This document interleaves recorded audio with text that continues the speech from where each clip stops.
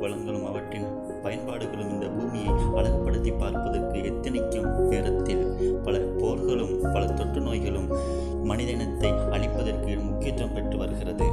அந்த வகையில் புதிதாக கண்டுபிடிக்கப்பட்ட வைரஸாக H10N3 பேர்ட் ஃப்ளூ அண்மையில் கண்டுபிடிக்கப்பட்டுள்ளது. இது சீனாவின் கிழக்கு மாகாணமான ஜியோங்கோவில் 41 வயதான ஒருவருக்கு இந்த வைரஸ் இருப்பதாக உறுதிப்படுத்தப்பட்டுள்ளது.